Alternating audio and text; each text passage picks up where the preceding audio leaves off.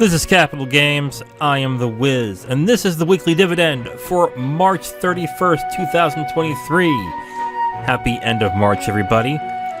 There is going to be one story that I'm not covering on the Weekly Dividend, and that is that E3 2023 has been canceled. I have done a separate video and a podcast episode on that, so if you want to know more about my thoughts on that, that is up right now on the channel. So look forward to that if you are interested in knowing everything about that story specifically. Well, today I'm going to be playing Ghosts and Goblins Resurrection. If I remember correctly, this is the PSP game, but remastered for for the Switch and PC, I believe. I played this on PSP a long time ago and absolutely loved it. And I was a moderate fan of Ghosts and Goblins in the beginning, but I really liked the PSP version of this game, and I was really happy when they ported it over to modern consoles. And I think it's only the Switch and PC is where they put it on here, but I was very happy to find that they did it. I grabbed it on sale, I think, a few months ago, and I haven't touched it, and I am going to be playing this today. I'm going to start right now, and as you'll see if you look at the challenges, I haven't done one iota in this game, so I haven't done a thing. And I'm going to warn you guys, I am probably going to suck at this. It's going to be pretty interesting to see how I do at this. So why don't we get started with the game, and I will go into the topics as we go along. So let's start the game here, and new data. Okay, here we go. What do I do here? You know what? I'll do Squire. It's a two-player game too? Interesting. Oh, it's co-op. Huh. Okay. So let's get started with the first story here, and that is that an analyst from IDC, his name is Francisco Geronimo, he is, I think, a VP in analytics, says that it's likely Sony sold 270,000 units of PSVR2, and says a price cut is needed to avoid disaster. Now, I was curious to find out what the sales were for the PSVR 1 when it came out, and I read that the first year was almost 1 million units sold on that. So the fact that its successor, the PSVR 2, is looking to probably reach half of that is not a good sign in that. And me and Zero, when we talked about the PSVR 2 the lead up to its release, we're really curious to how well this is going to turn out, and we're kind of being shown that it didn't turn out very well. So this is not really a surprise. I think a lot of people were saying this was going to be a possibility. Oh, I don't remember the name up there. Oh, okay. Uh-oh.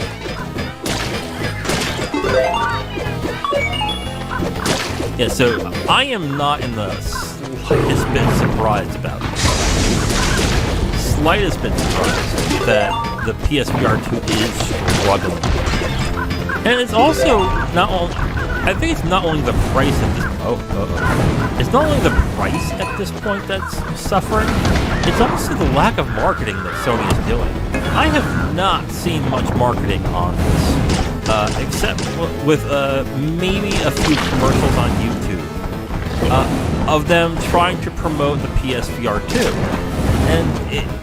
and then with the reports that it was shelving its or it was updating its frequency of what it was what they were expecting in there. I mean, I guess it shouldn't be too much.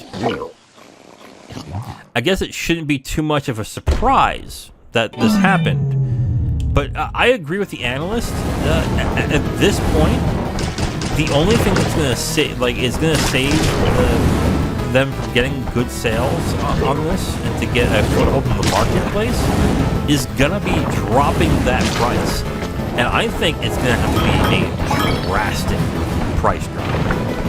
Right now, the PSVR2 is at a price range of $550. And remember, you also need a $500 system in order to actually use it. So there's that price. There's also that as well that you have to put in consideration. So if you don't, we'll put it this way: if you do not have a PS5, right, the minimum you're going to have to spend is $1,000 just to get this, and that is okay, and that is an issue. And the analyst also pointed out, which is true, that people's wallets right now are... People's wallets they're really pinching pennies right now. And for something like VR, that's a luxury item, and fewer and fewer people are looking to buy luxury items. So, to expect a healthy base of people who want to invest in a system for $1,000 when there are other avenues to actually get into VR at this point. I mean, this was inevitable. And yes, we can all talk about the fact. Oh my God, he came back. We can all talk about the fact that the PSVR2 is probably a much better kit when it comes to its development and I didn't think you can attack me. When it comes to development and the way its hardware is. I mean, and that's probably true. That it is a much better kit than, let's say, the Oculus or the Meta Quest. The Meta Quest. But if people are looking at VR and they're seeing, oh, do I spend $500 or $400 for a headset that just works, or do I spend $1,000 to get a system that I may not use other than play VR and the VR helmet? A lot of people are gonna turn around and say, "Oh, I'll just get the one for $400." I want a frog. Wait, I drowned and I'm a frog? That doesn't make sense. All right, whatever. Okay. It's a video game. Anyway. So yeah, at this point, I agree with the analyst. You're gonna need a drastic price drop in order to actually start moving units. Now, do I think Sony will do it? I don't think so. I don't think they're gonna even attempt that.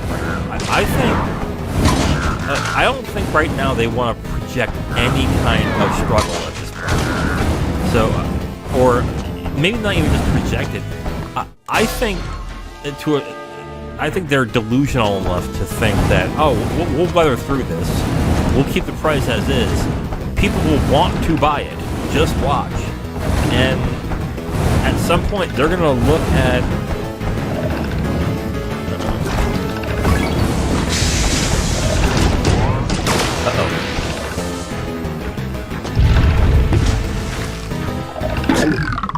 Oh, God. See, I told you I'm bad at this. So they're going to look at the market, and they're going to think, oh, we can still weather this. And probably by end of year, I think they'll probably... if the 270K is true, which it likely is, if that's true, I would say the sales by year's end will probably be around 400K. And that is not a good place to be, especially for new hardware that is probably pricey hardware. On top of that it seems like there is a bunch of studios who are looking. Oh God.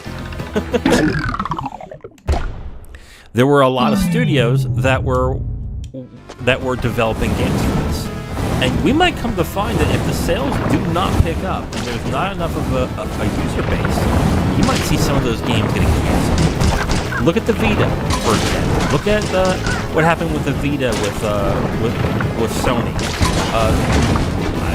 There were a bunch of announced games for the Vita from the beginning, and then when sales started to slip and Sony wasn't really doing any kind of big marketing push or development on the Vita, a lot of different companies started canceling their Vita projects. That also happened to the PSP, to be fair, but it can easily be seen that... Ow. Oh my god. Yeah, it could easily be seen at this point that we could see a point where a lot of development houses and a lot of developers will look at the lack of sales and see that the business of doing PSVR2 might be incredibly untenable. Or they could do this too. They could go ahead and say, all right, we'll continue to make the game, but we're going to shift the development away from PSVR2 and put it into the Meta Quest, which is a kit that is, again, not as powerful. So it's not going to utilize the power that the PSVR2 has, which also could be not a great thing for Sony on that. So unless Sony is willing to put in more development dollars to develop more games for it, oh, that sounds... Yeah, I think you're going to see a lot more struggling in here, unless they drop the price. And I'm talking, they would have to drop the price minimum $150. Minimum $150. I would probably say like $300 would probably be the price that I would say. Oh, what's this? Oh my god. So yeah, 300 is probably the sweet spot. I would say would probably be the best price, but I would say minimum 150 is what they're going to drop. Because if they drop it to 400, you still have the problem that the price is a little too prohibitive in that. Whereas 300, you could make the case that, well, yes, it's a $300 system, but it's much more powerful, and you have the power to play it. Well, you know, you can make that justification, but with 500, which is the price of, oh my god, which is the price of a system in itself, you have a much harder time. So, unless they drop the price, I see the sales for the PSVR2 be, again, around 400,000. And that is not a place you want to be when you're trying to build a platform on the old PSVR2. But then again, this is kind of Sony's fault in this, because they could have easily kept the price at a minimum, at a small amount, where they would eat the cost for a period of time to get more people to want to play, to get the system. But they not only got, I guess greedy is not the word, but they really got, I don't want to use greedy, but they really got full of themselves at this point. How do I get on that log? They really got really pompous and thinking, oh, they'll buy it because we're Sony. They're pretty much going back right to PS3 Sony at this point. With I would say at this point, thinking that they can do no wrong, or that even when we give them a really prohibitive price, they'll buy it anyway because people love Sony and love the PlayStation brand. Which I am more and more inclined to disagree with that. I think more people are just disillusioned by Xbox and just realize that Sony is probably the best thing, even though they're probably not thrilled with Sony either, really. So yeah, let me see if I can get this. Oh god, okay, firewall. Here we go. Oh, I accidentally. Are you kidding me? Okay, But look, okay, I'll get through that. I swear. But yeah, looks like PSVR2 is not doing so hot right now, and unless and even this analyst says unless they lower the price, I mean they're gonna have a huge problem coming forward. Next story: EA is cutting 6% of its workforce in restructuring plan. 770 due to lose their jobs. I think it was within the month. This is probably due to the fact that they're probably restructuring right now. Not only to reinvest in everything that is working, since they have canceled projects and stuff like that, so they're probably restructuring on that. But I think they're also anticipating that their biggest game franchise that they have, which is the FIFA franchise, is probably going to have a down year this year. And the reason why I'm saying this is because if you've been watching us for a period of time, you probably know by now that the FIFA brand, FIFA is no longer going to be part of... FIFA is... No... There we go. Are you kidding? Let's try again. FIFA is going to be no longer with EA. FIFA was at reports where FIFA were asking for an astronomically stupid amount in royalties. So much so that EA just said, you know what, screw it, we're not working. And FIFA has said, the FIFA Corporation, they said that they are going to start to develop their own gaming with a FIFA brand. We'll see when that happens. But as of right now, EA is going to have to rename their entire franchise called EAFC. Now, I remember when I used to talk about this with Zero. No, what am I doing? Oh my god. I know when we used to talk with Zero about this, that he said that the sales cut will probably be minimal at best. I don't think so. I think there's going to be a sizable amount of gamers who are not in the know will look for the FIFA brand specifically, not see it, and wonder, hey, why is there no FIFA? And they'll just not buy the game. Hey, I got it. That is the silliest looking armor I've ever seen.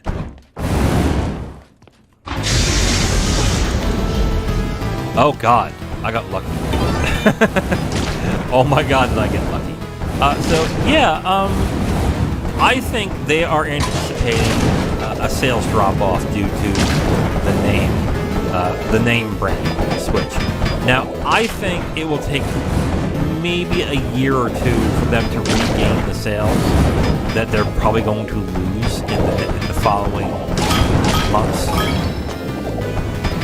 So I don't think it will be that bad, but when it comes to corporations and restructuring plans like this, they don't want to get that big of a loss. So this is going to lead to these companies going ahead and saying, okay, so if we're anticipating losses, let's eat it now and restructure so the losses will be minimal at best. And this is the result of that. This is them saying, okay, so we're anticipating a loss. Let's make sure it doesn't cut the bottom line too bad. And this is what they do. They start laying off, they start restructuring, they start redoing certain things. And let's also bear in mind, too, a bunch of projects have been canceled. The Apex Legends mobile was canceled. There were other things that I think Battlefield mobile was canceled as well. So they have to anticipate a lot of things. A lot of their sales marketing is probably not going to be what they thought in the beginning of the year.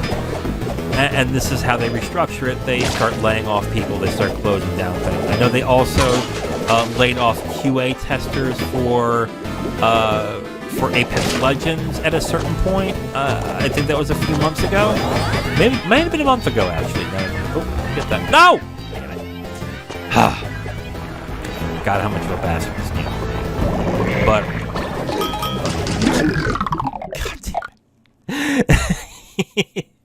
God damn it. Okay. But yeah, so that's generally what's going to happen here, is that because they're anticipating a slight drop-off in profits, they're going to start restructuring things so that drop-off is minimal, if not just unrecognizable at that certain point. It sucks that people have to lose their jobs because of that, but that's just the reality of how these corporations work. And I know. Okay. Before I keep going, let's move on to the story. Okay, Blizzard Games pulled from China due to Netease allegedly threatening Bobby Kotick. Says they threatened to help block the aid of Activision to Microsoft. So this is making a lot more sense as to what happened here. Yeah, so basically, as part of a negotiation, I think is what happened. An executive on Netease's side made a not so casual reference that I guess like a mafia style tactic. Yeah, we could do something that could be pretty unfortunate for you, you think? And in response, Activision probably would say, you know what, F you, we're done. Now, Netease, an executive from Netease has said, this is a misunderstanding, and that actually could be a possibility, because I believe the Netease executives are all in China, and they need translation, they do negotiations through translators. So that could have been what happened in this situation.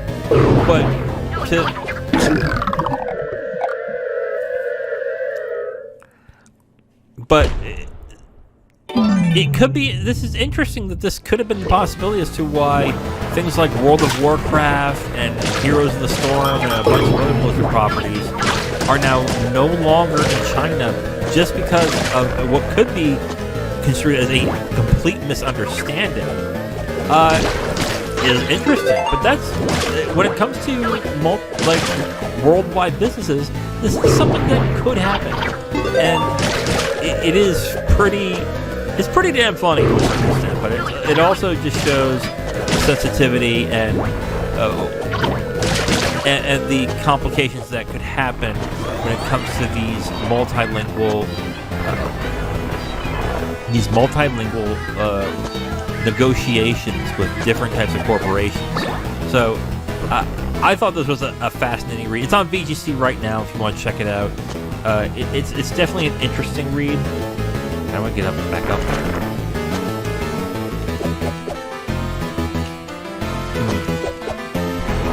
Yeah, so I would say check that out when you get a chance. It's definitely an interesting read. Really? What do I gotta do here? Okay. That's weird. Did they just make this game harder? What the hell? To be fair, also, I don't remember this level at all. This might be a new level that they designed for this game. Okay. Now, I do know that from the PSP version, I don't think this Banner of Rebirth, I'm pretty sure the Banner of Rebirth was not a part of that game. And I think they also added these difficulty options. I think there was only 2 options in the PSP game. So this is all new. I should press the jump button. Alright, let's try one more time, and then we'll go to the next story. If you guys can't tell, this is probably going to be what the gameplay is going to be. It's just me dying constantly throughout this. Oh my lord. Honestly, I like this game a lot, but it's definitely an acquired taste. The way that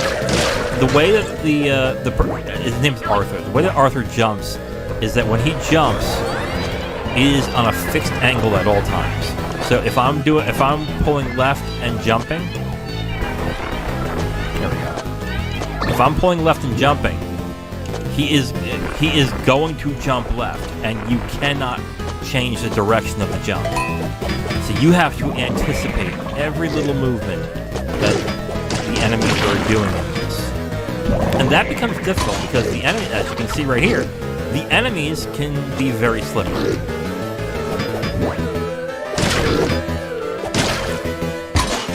Oh, God. Ah! There we go.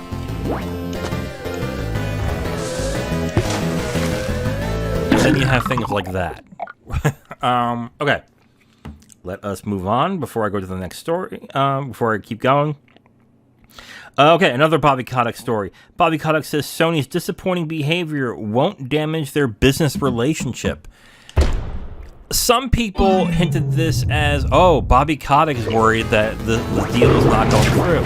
That's not what he's saying in this. Basically, he's saying that even though that Sony has accused Microsoft and Activision of some pretty effed up stuff, such as the thing where he said that, or Sony said that Microsoft could make Activision basically make crappy ports of their games to make them look bad. He is basically stating that, even though they're being kind of bratty idiots about this, we're gonna still work with them. We're gonna still have a fruitful business relationship. And I think this was, I'm not sure what the context of him saying this, but I think this was more of a shareholders thing, where they wanted to make sure that essentially when this goes through, that they still have a working relationship with Sony in this.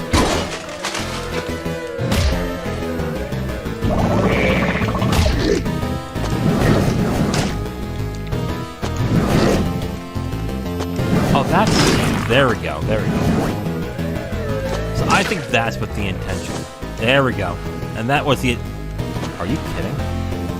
So I think that's what he was talking about with this. I don't think he was saying this, we gotta cover our asses because this might not go through. I think that's what this was about. I mean, as a CEO, it would probably be a smart move to play both sides, just in case something bad happens. But I think the intention was to calm their shareholders down a bit and say, oh, no. Like, if this doesn't go through, on the small chance this doesn't go through, we're fine. We'll continue to have a productive relationship. Not a big issue. You know, I gotta say, I'm not a fan of the visual aesthetic of this game. But again, like Ghosts and Goblins, I'm used to the game having like a very distinctive 2D pixel art style to it. So that might be why I'm kind of like about it. It looks fine, but I'm not like.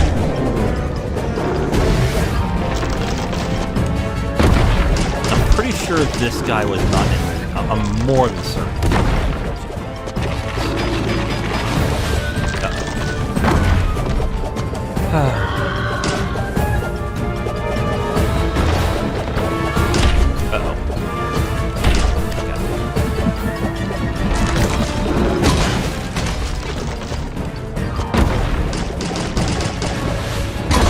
Ooh, not good.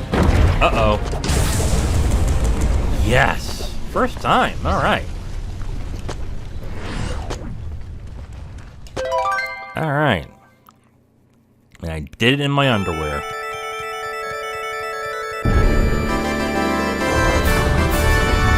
So yeah, some were thinking, oh, like, he thinks it's not going through. I don't think that's what was happening here. I think he basically was trying to just calm down his shareholders at this point. So yeah, that's it for the Bobby Kotick news, I think. Next story, Debbie Bostwick intends to step down as CEO of Team 17, will remain on the board of directors. Debbie Bostwick, I haven't heard, I'll be honest with you, I haven't heard of her until now, but looking at the track record that she had with Team 17 in her reign, she was CEO for about 5 years. When it came to developing games, Team 17 didn't do much. I think they had The Survivalists, they had a Worms game, and they had one other game. And that's it. But they really stepped it up on the publishing side. They published a lot of games under Team 17. So, on that end, and you know what? Sometimes when you get a new CEO, you want them to do different things to diversify the business. And on that end, it looks like Bestwick did a pretty good job in her role as CEO. So on that note, I mean, you know, she deserves a good amount of credit on the publishing side. I mean, not the publishing, on the developing side of games. I mean, lacking, but that might not have been the intention of her reign in the first place. They may have hired her based on the fact that they wanted her to diversify their publishing. So, on that note, it might have worked out pretty well for her. So, she's staying on in the board of directors station at this point. I don't think they've announced a successor, but I believe a co-founder is running the place right now as we speak until they find a suitable successor to Team 17. Team 17 is more, I think their most famous property is Worms in this, but not Survivalists, but it was, what's the name of their game? The Escapists. The Escapists, I think, is probably one of their more popular brands at this point. A game I'm not entirely into, but it is kind of cool, but it's just not my thing, really. But The Escapists was a pretty popular game for a period of time, and I think they're still developing more. I don't know that. I wouldn't be surprised if they were.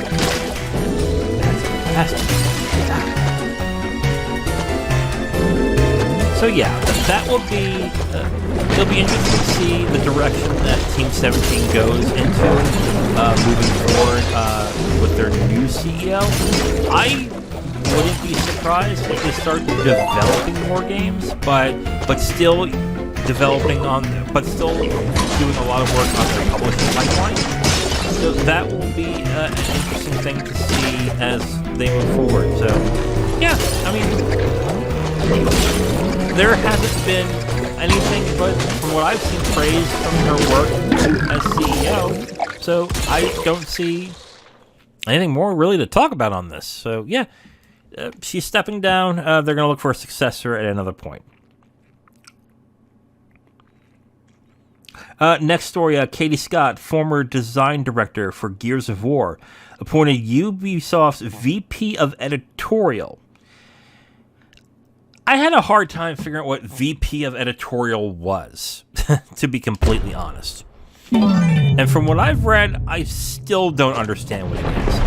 But from what it looks like is Katie Scott, from the way they talked about her credentials, they really championed her as someone who's inclusive and who's into inclusivity and diversity.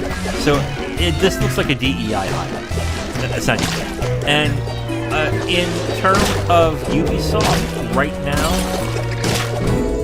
it probably is a good idea to hire somebody like that with all the controversies and issues they've been having, with not only having a lot of different developers losing heads of development due to a lot of behavioral problems, but by also having a lot of staff wanting to leave because of the nepotism issues, just a whole mess of problems going on at Ubisoft. Now, I do have to point out, a lot of companies at this point are starting to shy away from the DEI stuff. The boards of inclusion, the departments of inclusion, of diversity and equity. a lot of companies that are laying off, strangely, are starting to lay off people from those divisions specifically. I'm looking at Disney right now is starting to do some layoffs, and rumors are a lot of it is going to come from those areas. A lot of entertainment areas do the same thing, but this seems like something. Oh, that's not right. This seems like something that, in this point, Ubisoft needs right now. So, I guess when it comes to lip service, it is the absolute right move. We'll see what happens with Katie Scott in this and see if she can succeed in that environment. I'm hoping she does because, again, Ubisoft desperately needs it. But you do have a work culture that, it seems from the top down, has numerous types of problems. And a lot of people feel, who work at Ubisoft, the big problem is EMO in this. And his lack of wanting to move the company forward in that sense. And he likes to hire his people, his lackeys, his family, and that's it, really. And those are the people that move up. And until that gets worked out, and Yves Guillemot is willing to, I guess, move forward in a different direction with different people, I'd hate to say this, because I really would hate to say to somebody that, hey, you're going to have a tough job ahead, but she's going to have a tough job ahead of her. I mean, you have a person that, Yves Guillemot, who, I hate to say it, but he ain't going anywhere. Him and his group, I think it's the Guillemot brothers, owns a majority of Ubisoft. And even though they are trying to court more buyers to get more funding into Ubisoft, they're not willing to give up their control, which I think is the big asking thing that a lot of people are asking when it comes to investing in Ubisoft. They want to get the control away from Guillemot, but they do not want to do that. So until that point, unless Yves Guillemot is willing to, like I said, until he is willing to actually either step down or get new blood in there, she might be running uphill with a boulder, essentially, trying to fix the culture in Ubisoft. And that also might not be, and I'm going to be honest too, that's really not fair to her as well either in this situation. That they're hiring somebody with the intention of saying, oh, this person can change the culture. Because you don't mention diversity and inclusion in most, I guess cold kills me. You don't mention diversity and inclusion in those manners when announcing a new hire. When you unless you're specifically stating that is the reason why we're hiring this person. Specifically. And they're setting, I really would not want to be, I really don't want to think this, but I'm going to die. It definitely feels like that they are setting this person up to be either, if this works, then she'll get tons of praise and people will love her, but if this doesn't work and quickly, she'll be the fall person when this doesn't work. Which I would hate someone to get hired in that way, but the way that the culture in Ubisoft is, it kind of feels that way. I'm gonna wish her luck. Like I said, if there is a company that needs this kind of thing right now, it is probably Ubisoft. But she's got a lot of work ahead of her, and again, I wish her good luck. I'm hoping it works, but I don't. I have my doubts. Okay, next story. Members of U.S. Congress accuse Sony of blatant anti-competitive conduct in Japan.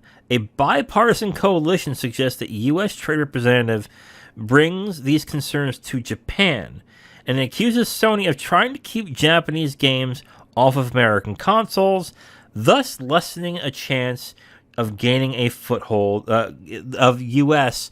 gaining a foothold in the country. It's kind of like the government really likes Microsoft. I wonder who's been saying that for a while throughout this entire thing. And how interesting that this is being pointed out in Congress with a bunch of politicians on the Trade Commission when Microsoft is still trying to buy Activision and the FTC is trying to block it. I wonder why that is. Like I've said in the past, Microsoft is pretty entrenched in the U.S. government, even though they got into some hot water in the past. Like, Microsoft does a lot of work with the government when it comes to their services. So this is not a surprise. But on top of that, though, I mean, Congress has a point in this, that they're accusing Microsoft of being anti-competitive when, let's face it, Sony has been doing it for quite a long time, and a lot of people have pointed this out. And specifically with Square Enix and Final Fantasy. They have been doing this for quite a long time. Oh god. So yeah, this is not a surprise. I think I'm more stunned that it is Congress who's pointing this out. Because let's face it, Congress is... I don't think I have to tell anybody this is a shock, but Congress is pretty freaking inept when it comes to doing anything of substance and worth in this. For them to point out not only the hypocrisy of what Sony is doing, but that they have blatant anti-competitiveness within their business model, I am kind of stunned that they actually said something. But again, I think this is also due to the fact that a lot of these politicians are starting to see the writing on the wall that the Microsoft acquisition is going to go through, and they want to get into Microsoft's good graces for, what do you think? So when they can go to Microsoft and say, "Hey, I'm going for re-election. We could sure use your help for campaign donations. What do you think, Microsoft?" That's kind of what I think this is really about. Although I do agree that Sony is being very anti-competitive, let's also be fair here. Politicians nowadays only care about certain issues if it gets them elected. I hate to be that person, but it's true. So, I think this is more and more telling that the writing is on the wall, that the FTC complaint isn't going to go anywhere, and that not only is it going to go through, I think everybody in the halls of power are thinking it's bound to go through. So, wait, that does that thing no damage, but does me damage? God damn it. So yeah, I think this is as good a sign as any that this merger is going through. I told you this game is tough. Like I said, oh god, really? And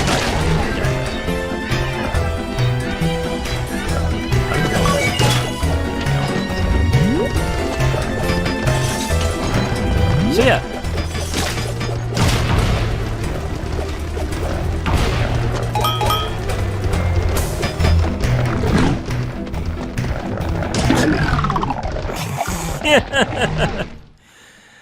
Okay, let's move on to the next story. Okay, Microsoft's $1 Game Pass trial has been stopped. I'm surprised it's been gone as long as it did. I think they were doing this to get more people to sign up for Game Pass and hopefully get subscriptions. Again, I'm kind of surprised this trial lasted as long as it did, but at this point, they have enough of a foothold that it kind of makes sense to stop that trial. And I've heard of a bunch of people who have been stacking those trials to a certain extent somehow and getting like months and months of Game Pass subscriptions just by doing that. And I don't know how they did it, but I guess it makes sense that Microsoft is putting the kibosh on that. So yeah, not a surprise at this point. Again, I'm kind of surprised it was still going on to this point. I thought they stopped that a while back, but again, I started my trial about a couple of years ago. So,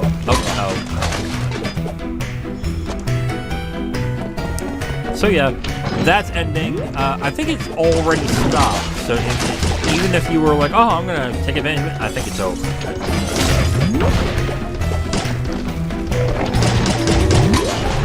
Oh, God.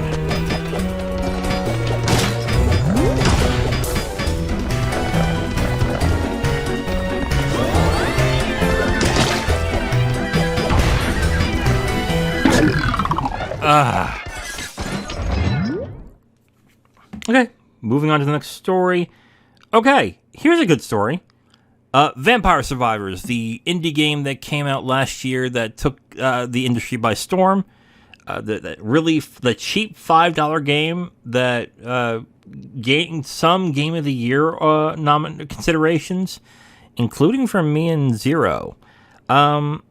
Vampire Survivors wins BAFTA Game of the Year 2023, beating Elden Ring and God of War. Yo, the BAFTAs are crazy, dude. I know that there's a lot of you that probably don't listen to the movie podcast, but the BAFTAs awarded a movie this year that got nominated for Best Picture at the Oscars, but a lot of people were like, really? And that was All Quiet on the Western Front. When it's been known that the front runner is going to be Everything Everywhere All at Once. But I guess that's kind of the BAFTAs thing? I don't know. But yeah, they decided in a year that Elden Ring dominated and God of War got a lot of consideration, they're giving it to a little indie game called Vampire Survivors. That is crazy. Not that I think it's not deserved. Vampire Survivors is a fun as hell game. I really like it. And I know Zero did too. But wow, Game of the Year beating Elden Ring? Wow. That's a surprise. That's kind of shocking. So, yeah, congratulations to, I forgot who exactly developed Vampire Survivors, but that's gotta be exciting to win an award like that for the best game of the year. So yeah, congratulations to Vampire Survivors for winning BAFTA Game of the Year. Let's get into the game. During the weekly dividend, I'm going to start doing this. I don't know why I didn't do this before, but I think this is a good idea. I'm going to start talking about game announcements that happen throughout the week. It kind of just makes sense at this point, because if a game is newly announced, it is part of the business of video games, so it just makes sense. I won't do rumors unless there is a bigger story involved in that rumor, but if something is credibly announced, I will cover it on the weekly dividend. So here is the first game announcement. Speaking of Vampire Survivors, the second DLC for Vampire Survivors, called Tides of the Voskari, is coming in April.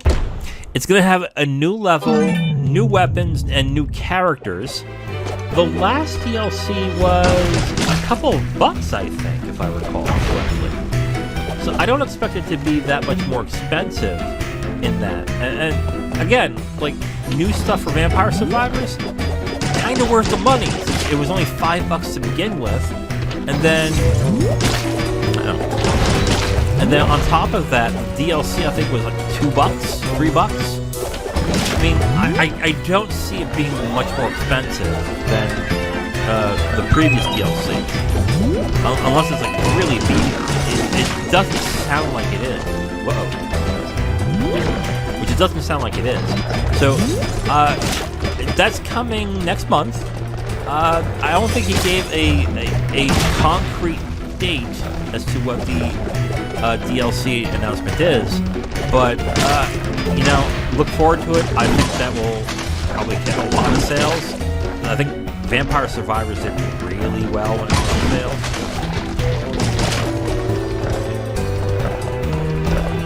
So yeah, that's cool. Vampire Survivors DLC is coming out in April. That's cool. I mean, I oh, I thought I could jump on. Oh my god. So yeah, Vampire Survivors DLC is coming out in April. Cyberpunk 2077 Phantom Liberty is getting exhaustive details in June. I am going to bet it's going to be where the E3 week was supposed to be, is when they're going to do a live stream on that. So I would look forward to that.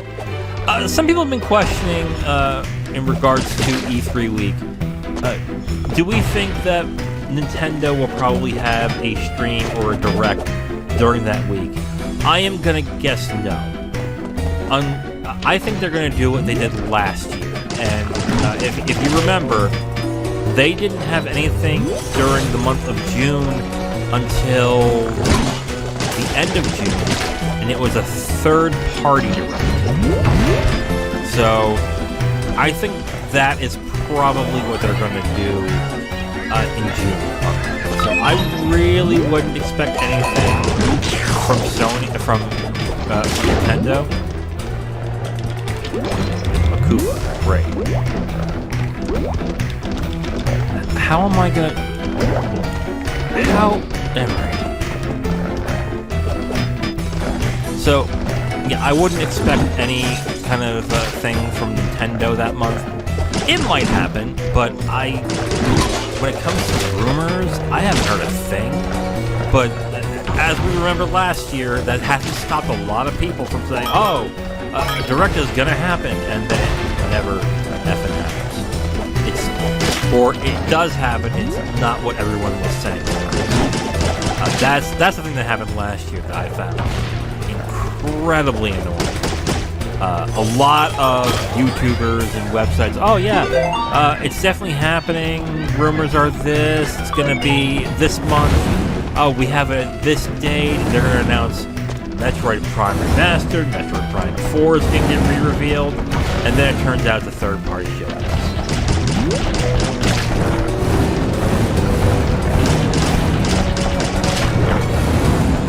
I would honestly say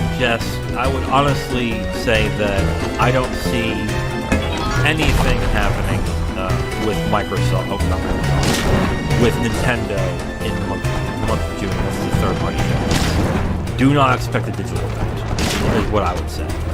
In regards to Sony, I think, did they not announce a PlayStation Showcase yet?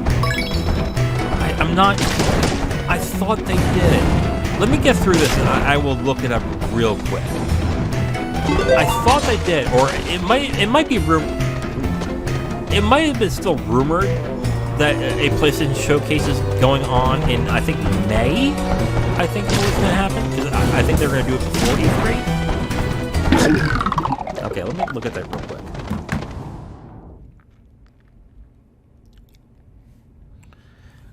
So I would not be surprised if it does happen in May.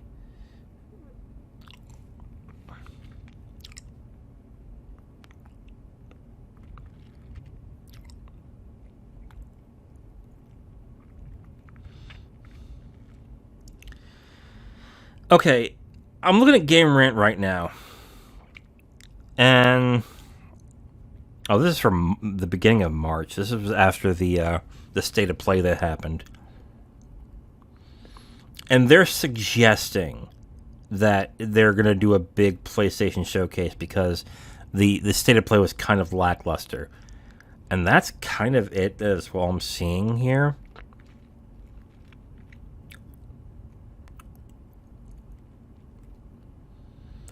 There are rumors and reports that Sony wants to put E3 to shame with their announcements, or that it's going to take the place of E3 to a certain extent. Which, okay, we'll see about that. But I don't see anything credibly announced. Here's the Gamer. PlayStation Summer Showcase is set up a second phase of PlayStation announcements. This is according to Jeff Grubbs. This is all rumors. Still at this point. So yeah, there's no announced there's no announced PlayStation Showcase right now.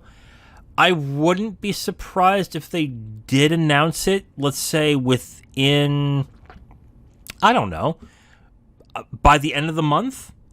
I would say I wouldn't be surprised.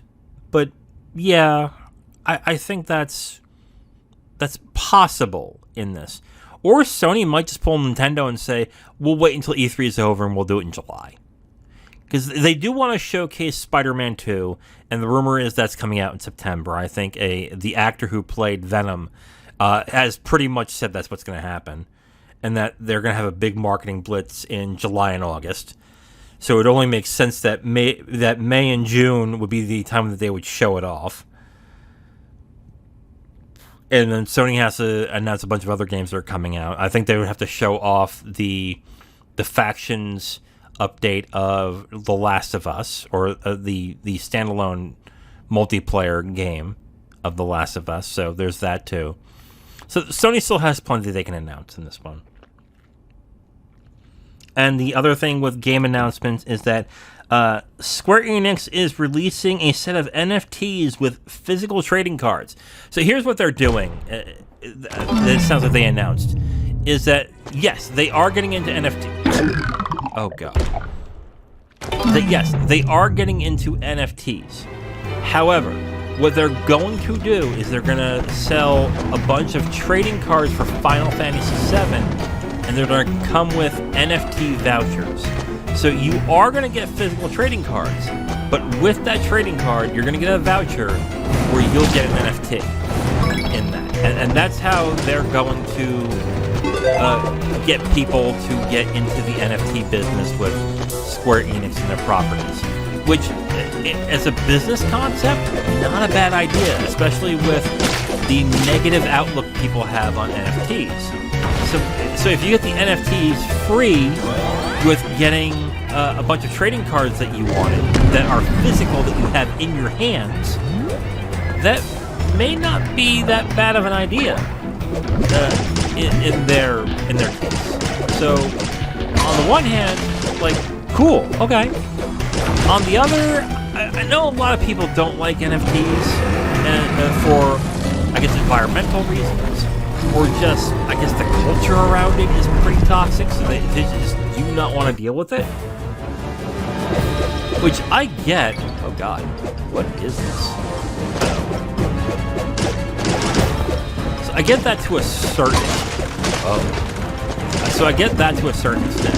However, like, I hate to say this to you guys, but a bunch of companies are going to try this. Okay.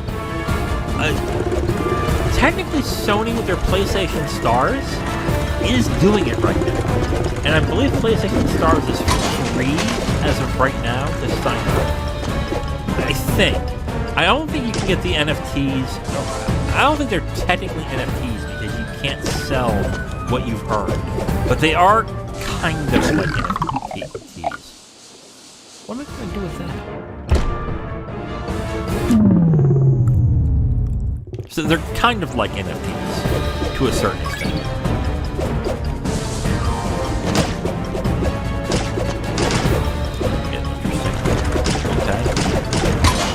Ow, what the hell? But if this is the route some companies are gonna go, they're gonna give you something physical, and then you're gonna get an NFT with it. I can see this working, and some people being happy with it. I mean, look at Square Enix themselves. Like, let's say, I don't know, let's say you buy the 8-inch sculpture of Aerith or Tifa. Let's say you get that sculpture, that $300, $400 sculpture of Tifa doing a stretch in her how am I going to know that's possible? Oh, okay. Interesting.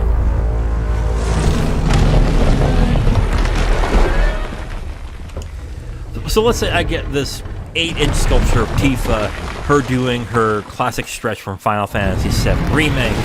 We're in a pose where she's about to fight and stuff. It all looks badass. And it's like a $400 thing. I'm like, oh, that's cool. I like that thing. And it comes with like 10 Tifa NFTs. I mean, who cares at that point? I got my sculpture, I got something physical, and the NFTs just come with it. At that point, like it's a win-win at that point. So I get NFTs. Maybe they go up in value. I can earn money on those.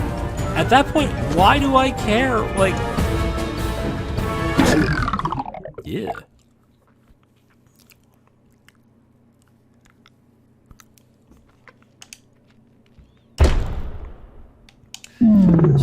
So in that case, like if that's the route these companies are gonna do, or like Square Enix is doing, and if it's successful, I mean, at this point, like I can see that being very successful. Like, let's say you get like a special edition of like the Final Fantasy Remake sequel, okay?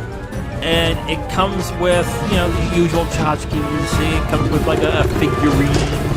It comes with the game and the steelbook, and then with that comes an NFT voucher.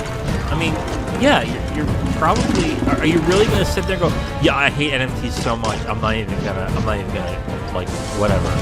I'm not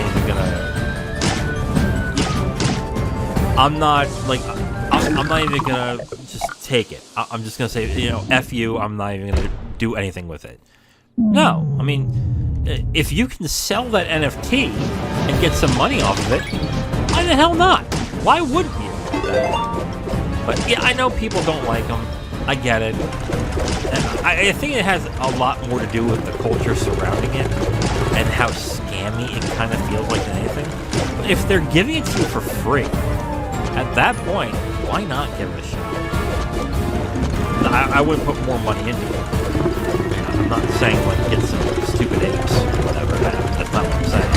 But if it gets you in the door and maybe you end up liking it, what is the big deal with it? So anyway, that's the announcement that Square Enix did. Oh, I got that. Nice.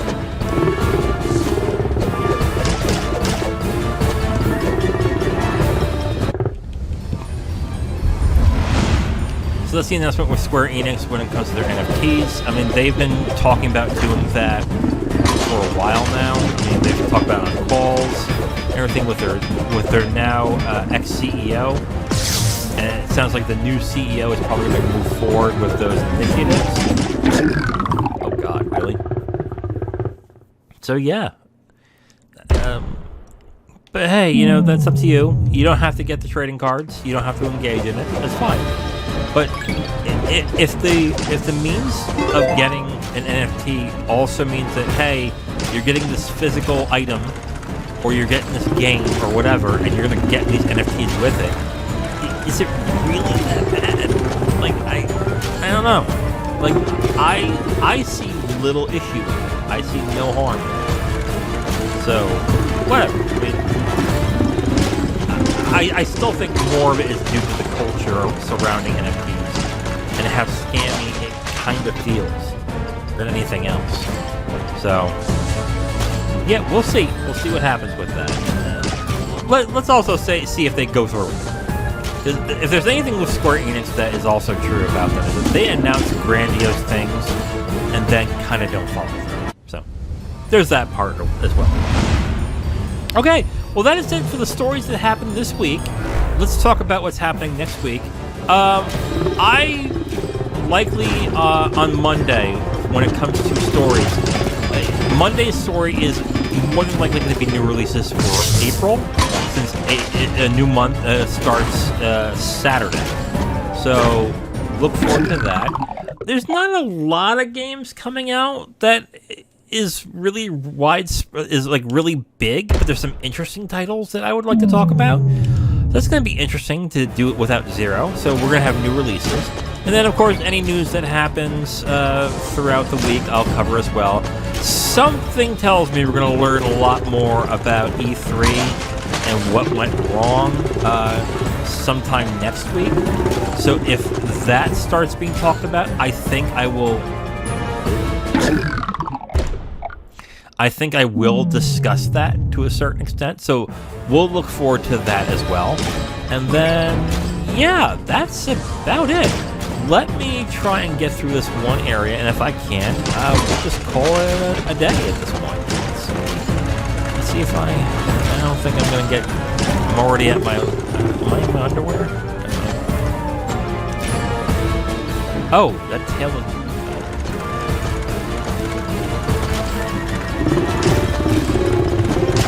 Yeah, this weapon's not good in this area. Well, it kind of is. I can attack them while I'm jumping, which is good.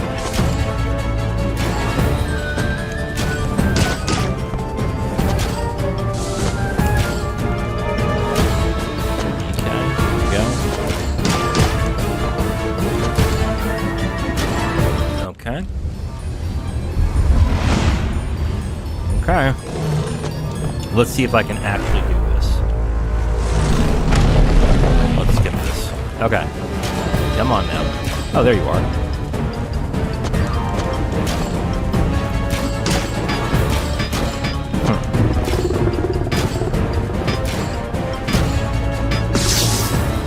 Uh-oh.